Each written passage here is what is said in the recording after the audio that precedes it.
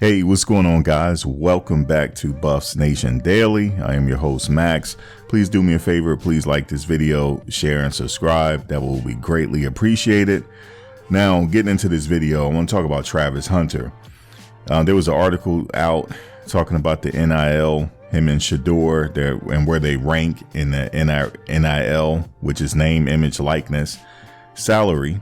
They're up there in the top five. And Peyton Manning's nephew is number one.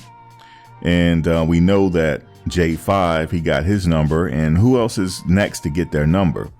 I honestly think it'll be Travis Hunter or Shador. I think Coach Prime might hold off on Shador. I mean, we all know that he's going to get his number.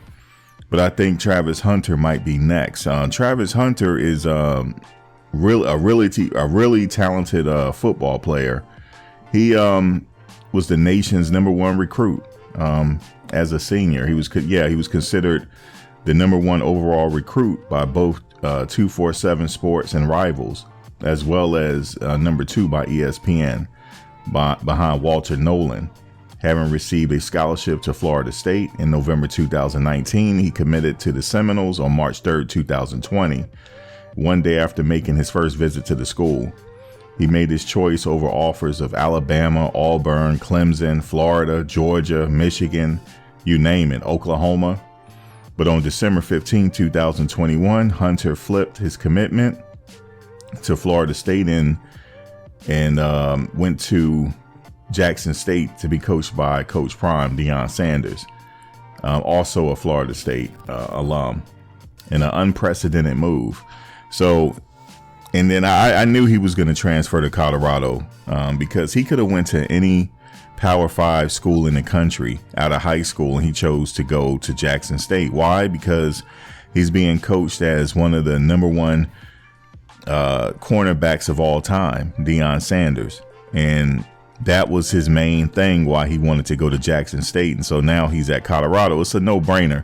He took a little while to make his decision to go to Colorado, but I knew he was going to Colorado, and I know Coach Prime don't have any problems with him. I know Coach Prime talked about bringing in Terrell Owens to offer him some tips on that slot position, because they moved him to the slot. But he had a recent interview and he said that he's going to play both sides of the ball.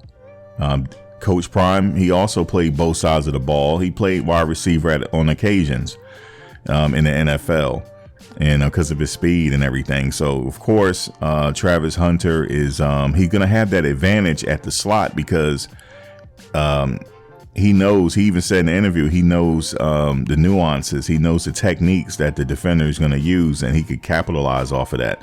He has great hands, and I think he'll be next to get his number. And I'm not going to be surprised if he's next and getting a number. I'm not going to be surprised. Yeah, Coach Prime is also bringing in Cormani McClain. He's a top recruit as well. He's at that CB position. So this team is going to be, he's still bringing in more talent to get this team compete to where he could compete with all the other top Power 5 schools in the country. Look for them to turn this around the first year. A lot of people are speculating on how many games they're going to win. Are they going to win 3 or 4? Some people haven't won them 4 games. Some people haven't won them 6.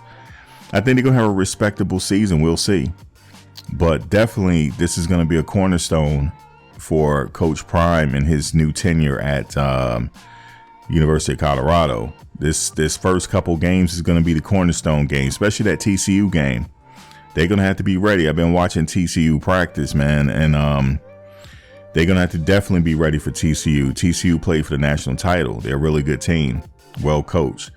But Coach Prime is not a regular coach.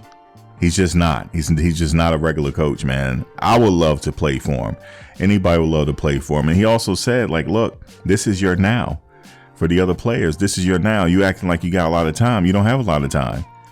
And he had said something in the practice. He said the team was winning. You guys only won 1 game and they got rid of coaches. He said, who do you think is next? And, you know, if that's not motivation enough to go out there and give it your all, I don't know what.